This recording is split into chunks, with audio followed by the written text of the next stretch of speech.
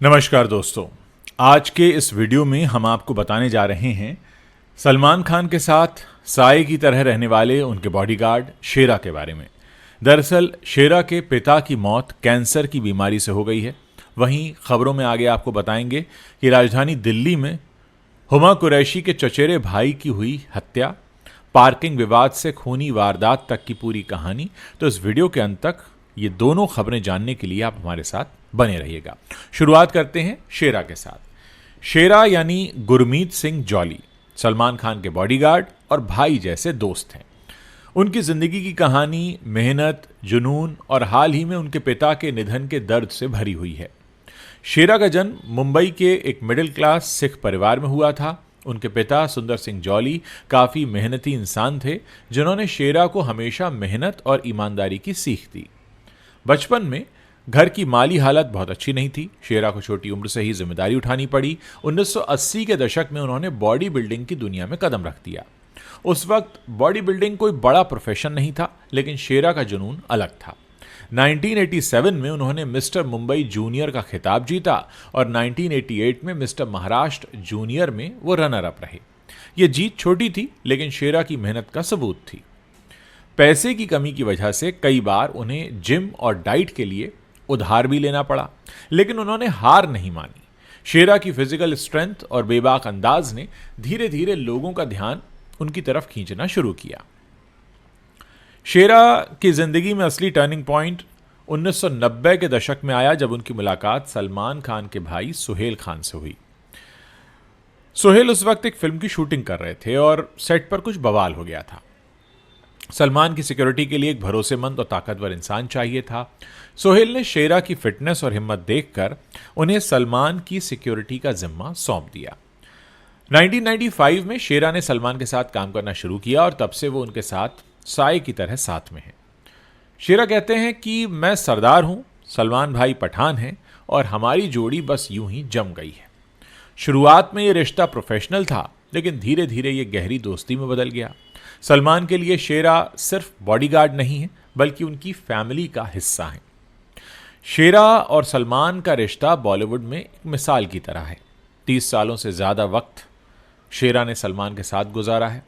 चाहे सलमान की फिल्मों के सेट हों, उनकी ईद पर बालकनी को फैंस को वेव करना हो या कोई कंट्रोवर्सी हो, शेरा हमेशा सलमान के साथ खड़े रहे। सलमान की सिक्योरिटी की पूरी जिम्मेदारी हमेशा से शेरा पर है।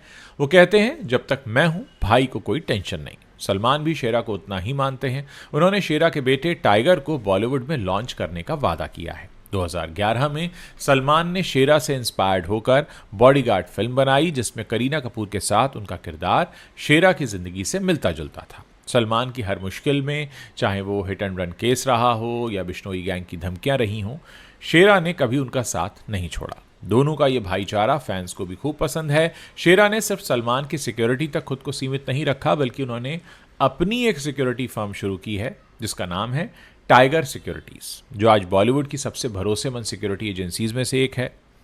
करीना कपूर, ऋतिक रोशन, कटरीना कैफ ऐसे कई स्टार्स हैं जिनको शेरा की ये फर्म प्रोटेक्शन देती है। 2017 में जस्टिन बीबर के मुंबई कॉन्सर्ट और माइकल जैक्सन जैसे इंटरनेशनल सेलेब्स की सिक्योरिटी का जिम्मा भी शेरा ने संभाला है। उनकी फर्म की कामयाबी का अंदाज़ा इस बात से लगाया जा सकता है कि उनकी नेटवर्थ करीब 100 करोड़ रुपए की है। शेरा की सालाना सैलरी 1 करोड़ 80 लाख रुपए के आसपास है और वो हर महीने करीब 15 लाख रुपए कमाते हैं। उनके पास रेंज रोवर जैसी लग्जरी गाड़ियां हैं। अब शेरा खुद एक सेलिब्रिटी हैं। सलमान के फैंस शेरा को भी उतना ही प्यार देते हैं। बीते 7 अगस्त के दिन शेरा की ज़िंदगी में एक बड़ा झटका लगा। उनके पिता सुंदर सिंह जॉली, जो 88 साल के थे, कैंसर से जंग हार गए। सुंदर सिंह लंबे वक्त से बीमार थे और उनका इलाज चल रहा था। शेरा ने सोशल मीडिया पर इस दुखद खबर को शेयर किया और लिखा, मेरे पिता, मेरे भगवान श्री सुंदर सिंह जॉली आज परलोक सिधार गए। शेरा अपने पिता के बहुत करीब थे। इस साल मार्च में उन्होंने अपने पिता का 88वां जन्मदिन धूमधाम से मनाया। उनका अंतिम संस्कार ओशिवरा शमशान घाट में हुआ, जहां शेरा ने अर्थी को कंधा दिया। उनका दुख देखकर हर किसी की आंखें नम थीं।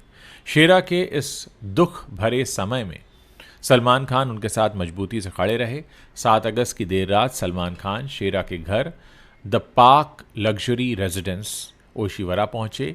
एक वायरल वीडियो में सलमान शेरा को गले लगाते दिखे। शेरा का चेहरा दुख से भरा हुआ था और सलमान भी उदास लग रहे थे। कुछ लोगों ने सलमान को ट्रोल किया कि वह अंतिम संस्कार में नहीं पहुंचे, लेकिन बाद में साफ हुआ कि सलमान भीड़ और हंगामे से बचना चाहते थे। उनके इस जेस्चर से उन्होंने अपने फैंस का दिल जीत लिया।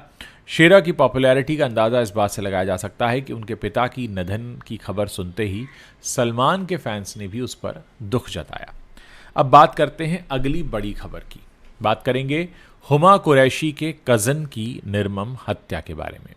बॉलीवुड एक्ट्रेस हुमा कुरैशी के चचेरे भाई आसिफ कुरैशी की हत्या की खबर ने सबको चौंका दिया है।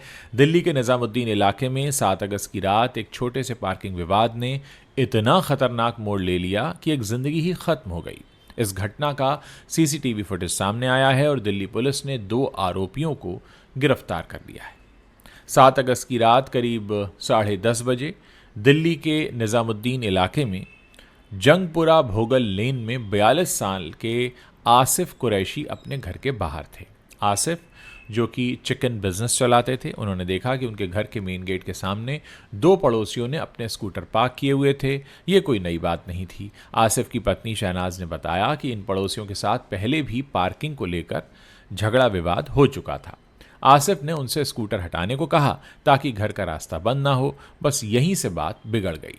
2 भाई उज्जवल और गौतम, जो पास में ही रहते हैं, आसिफ से बहस करने लगे। बहस इतनी बढ़ गई कि गौतम ने आसिफ पर धारदार हथियार से हमला कर दिया।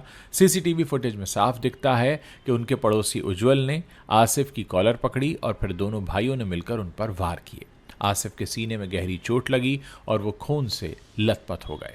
ये खबर वाकई हैरान करने वाली है। इस घटना का सीसीटीवी फुटेज सामने आया है जो सोशल मीडिया पर वायरल हो रहा है। दोस्तों, पार्किंग पर विवाद अक्सर महानगरों में होते हैं, लेकिन ये जिस तरीके से हुआ है वाकई हैरान करता है। इस वीडियो में दिख रहा है कि आसिफ 2 लोगों से बहस कर रहे हैं। कुछ लोग बीच बचाव की कोशिश करते दिखते हैं, लेकिन अचानक गौतम और उज्जवल आसिफ को ज़मीन पर पटक देते हैं। गौतम एक धारदार हथियार से आसिफ पर वार करता है और उनकी पत्नी शहनाज उन्हें बचाने की कोशिश करती हैं, लेकिन हमलावर रुकते नहीं। आसिफ खून से लथपथ ज़मीन पर गिर पड़ते हैं। आसिफ की पत्नी और कुछ रिश्तेदारों ने बताया कि हमला अचानक नहीं था, पड़ोसियों के साथ पहले भी पार्किंग को लेकर तनातनी होती रही है। इस वीडियो फुटेज ने न सिर्फ परिवार को बल्कि पूरे मोहल्ले को झकझोर दिया है। हमले के बाद आसिफ को तुरंत पास के नेशनल हार्ट इंस्टीट्यूट ले जाया गया, लेकिन चोट इतनी गहरी थी कि डॉक्टर उन्हें बचा नहीं पाए। अस्पताल में पहुंचते ही आसिफ को मृत घोषित कर दिया गया। उनकी पत्नी शहनाज ने पुलिस को बताया कि उन्होंने अपने भाई जावेद को फ़ोन किया, लेकिन जब तक वो पहुंचे आसिफ ने बहुत खून खो दिया था। आसिफ की 2 पत्नियां और परिवार वाले इस सदमे से बुरी तरह टूट गए हैं। परिवार का कहना है कि हत्या सिर्फ एक गुस्से का नतीजा नहीं बल्कि पहले से सोची समझी साजिश थी। वाकई ये घटना सुनने में बहुत हैरान करने वाली लगती है कि आमतौर पर पढ़े लिखे लोग अगर इस तरह से पेश आएँ।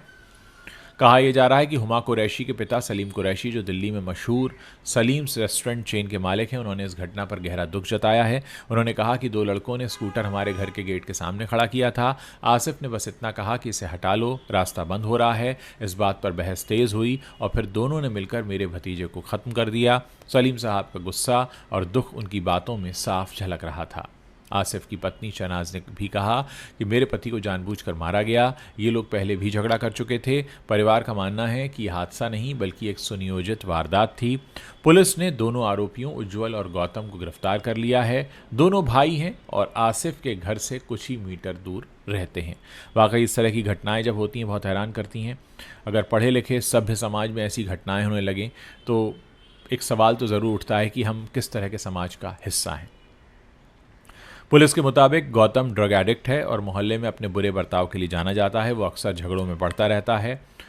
उज्जवल धार्मिक सभाओं में ढोलक बजाता है, लेकिन उसका बैकग्राउंड भी साफ नहीं रहा है। उनकी माँ कई सालों पहले घर छोड़ चुकी हैं और दोनों भाइयों की परवरिश उनके पिता ने अकेले की है। मोहल्ले वालों का कहना है कि उनके घर की हालत और परवरिश ने उनके बर्ताव को और बिगाड़ दिया। पुलिस ने हत्या में इस्तेमाल हथियार बरामद कर लिया और दोनों के खिलाफ भारतीय न्याय संहिता की धारा 103(1) के तहत मर्डर का केस दर्ज कर दिया है। दिल्ली पुलिस ने तुरंत एक्शन लिया। सीसीटीवी फुटेज की मदद से दोनों आरोपियों को पकड़ लिया गया। पुलिस का कहना है कि वो इस मामले की गहराई से पड़ताल कर रहे हैं और हो सकता है कि आने वाले समय में इस घटना से जुड़े कई और सच निकलकर सामने आए। आसिफ की बॉडी को पोस्टमार्टम के लिए भेजा गया है और पुलिस आसपास के और भी लोगों से पूछताछ कर रही है ताकि समझा जा सके कि मौका वारदात पर असल में हुआ क्या था। फुटेज में कुछ लोग बीच बचाव की कोशिश करते भी नजर आ रहे हैं, लेकिन हमला इतना तेज था कि कोई रोक नहीं पाया। पुलिस ये भी जांच कर रही है कि क्या ये मामला जो है ये हमला पहले से ही प्लान किया गया था, जैसा कि परिवार का दावा है। हुमा कुरैशी बॉलीवुड में गैंग्स ऑफ वासेपुर, डेढ़ इश्कियाँ और महारानी जैसी फिल्मों और वेब सीरीज़ के लिए जानी जाती हैं। उनका दिल्ली शहर से गहरा नाता रहा है। उनका जन्म पालन पोषण दिल्ली में ही हुआ है। उनके पिता सलीम कुरैशी की सलीम्स रेस्टोरेंट चेन दिल्ली में काफ़ी मशहूर है और हुमा ने दिल्ली यूनिवर्सिटी के गार्गी कॉलेज से पढ़ाई की है। फिर मुंबई जाकर उन्होंने एक्टिंग में हाथ आजमाया। अब इन दिनों उनके जो सगे भाई हैं साकिब सलीम, वो भी बॉलीवुड में एक्टर हैं। इस घटना पर हुमा ने अभी तक कोई पब्लिक स्टेटमेंट नहीं दिया है।